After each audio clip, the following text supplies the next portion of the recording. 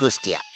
জেলার নাম কুষ্টিয়া কারণ একসময় এখানে প্রচুর পরিমাণে পাট চাষ হতো। পাটকে লোকাল ভাষায় বলা হতো কুষ্টা অথবা কুষ্টি, আর সেখান থেকেই জেলার নাম কুষ্টিয়া।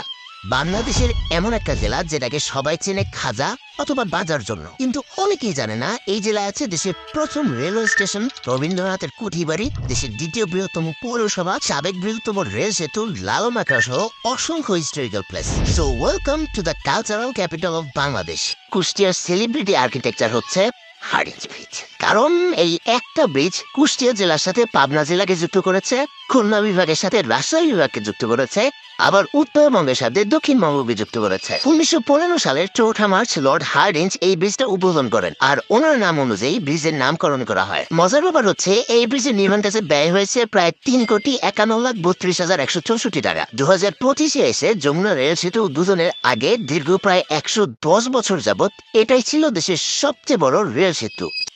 1869 সালে প্রতিষ্ঠিত হওয়া এই পৌরসভাটি বাংলাদেশের দ্বিতীয় বৃহত্তম পৌরসভা। ইন্টারেস্টিং ফ্যাক্ট হচ্ছে কুষ্টিয়া পৌর ভবন সূচনা নামের একটা সাবেক প্রাসাদে অবস্থিত, যেটা ছিল জমিদার সতী সাহার বাড়ি। পরবর্তীতে 1966 সাল থেকে এটি কুষ্টিয়া পৌরসভা কার্যালয় হিসেবে ব্যবহৃত হচ্ছে। তবে হিস্ট্রিক্যাল আর্কিটেকচারের কথা চিন্তা করলে এটা কুষ্টিয়া ট্রেলার মাত্র, কারণ শহরের মিরপাড়ায় গেলেই দেখা যায় ট্যাগর লজ নামে আরেকটা বিল্ডিং। সাল 1895।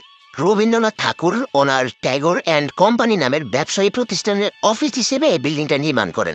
দেশের প্রথম রেলওয়ে স্টেশনের অবস্থানও এই কুষ্টিয়াতে, Jagati, the birth place of Bangladesh Railway. 15 November 1862 এই দিনেই কলকাতার শিয়ালদা থেকে জগতী পর্যন্ত রেল যাত্রা শুরু হয়। একই কারণে জগতী হয়ে উঠেছিল একটা বিজনেস হাব। তবে বর্তমানে এর অবস্থা একদমই জরাজীর্ণ, কারণ আমরা বাঙালি, আমরা ইতিহাসকে হাতে না পায়ে ঠেলতে পছন্দ করি। যাই হোক, কুষ্টিয়ার সবচেয়ে জনপ্রিয় জায়গা সম্পর্কে জানতে হলে যেতে হবে লালন আখড়ায়। যদিও এই জায়গা নিয়ে কন্টেন্ট বানানো প্লাস বাটাঘুরদের গালি খাওয়া দুইটাই ডান। তাও ছোট করে বলতে চাইলে এখানে আছে লালন শাহের কবর, ওনার মিউজিয়াম আর ভক্তদের থাকার জায়গা। সাথে বছরে 2 বার এখানে লালন উৎসব হয়, যেটাকে আপনারা লালন মেলা নামে চেনেন। এছাড়া লালনের সাথে রবীন্দ্রনাথকে একটু প্রায়োরিটি দিতে চাইলে যেতে হবে শিলাইদহ কুঠিবাড়িতে। 1807 সালে রবীন্দ্রনাথ ঠাকুরের দাদা প্রিন্স দ্বারকানাথ ঠাকুর এখানকার জমিদার হন, কিন্তু বর্তমানে জায়গাটা জনপ্রিয় হওয়ার পেছনে কারণ রবীন্দ্রনাথ ঠাকুর নিজে। কারণ এই বাড়িতে থেকেই 1889 থেকে 1901 মানে প্রায় 12 বছর উনি জমিদারি করেন। বর্তমানে এই বাড়িতে রবীন্দ্রনাথের ব্যবহৃত পালকি থেকে শুরু করে বিভিন্ন রকমের জিনিসপত্র রাখা আছে। তবে সবচেয়ে স্পেশাল হচ্ছে এই বাড়ির ডিজাইন। একই তো বাড়িটা দেখতে মাশাআল্লাহ অনেক সুন্দর, পাশাপাশি বাগান পুকুর সবকিছু নিয়ে এটাকে একটা ড্রিম প্যালেস বলাই যায়।